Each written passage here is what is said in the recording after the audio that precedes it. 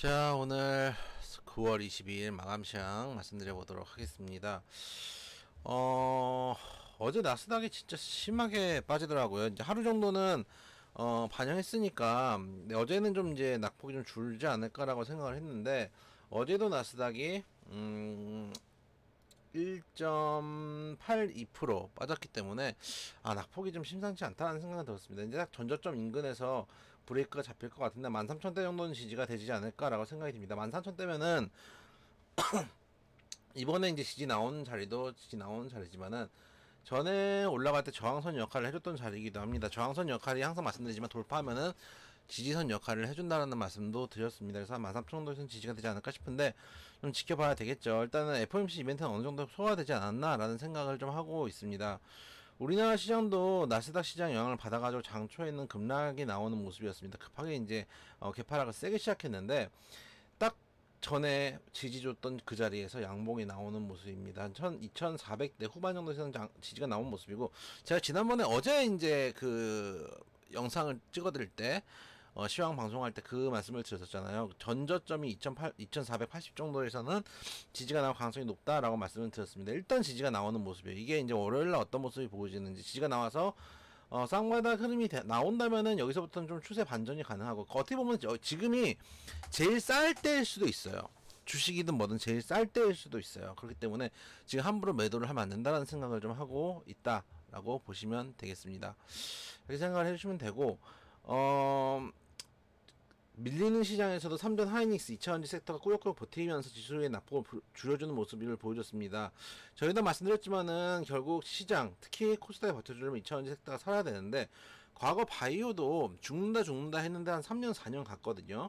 실제 수치가 나오는 2차전지 같은 경우 그 이상의 추세를 가져갈 가능성이 높다라고 생각하고 있고, 이게 시장이 안 좋을 때 2차 전지가 그래도 시장을 좀 버텨줘야 된다라고 생각을 하고 있습니다.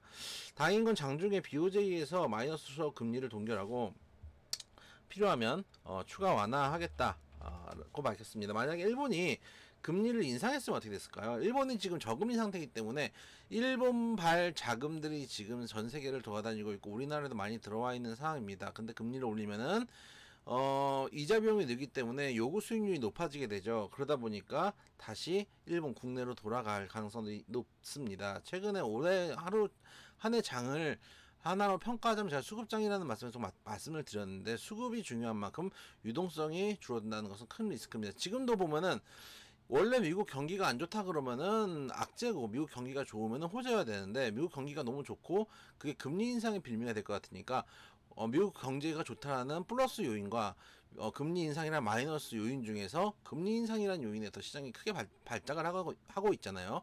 결국 시장은 아직도 유동성 장세이고 수급 장세다라고 보시는 게 맞다. 그런 측면에서 수급에 가장 중요한 만큼 일본 금리 동결은 호재로 반영하는 모습이었다. 이 결정에 따라서 단기금리는 마이너스 0.1로 동결되고 10년물 국채금리도 기존의 0% 내외로 유지가 됐습니다. 지난 7월 회의에서 일부 정책 수정이 이루어져 10년물 국채 금리는 상한선 목표를 0.5%에서 1% 올렸는데, 이 역시 유지가 되는 모습이었습니다.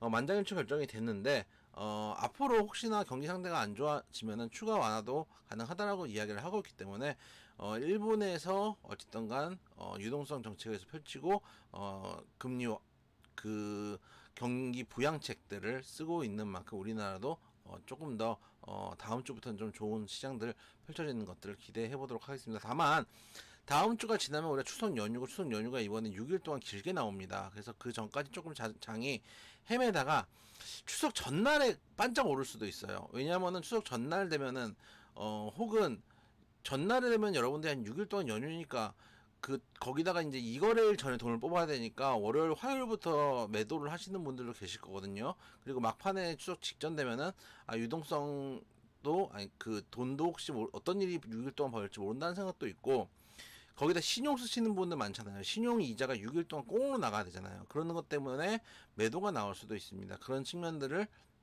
그 물량들을 외인 기관들이 받아가지고, 어차피 자기들 돈도 아니고 걔네들 계속 돈이 들어오고 있는 기관 주체잖아요. 그러다 보니까 오히려 추석 전날에 바짝 올라갈 가능성도 있다고 생각이 되기 때문에 다음 주 흐름, 추석 연휴를 갖고 추석 연휴를 앞두고 잠잠해질 가능성들은 있지만 좀 지켜보면서 대응하도록 하자라는 말씀 드려보도록 하겠습니다.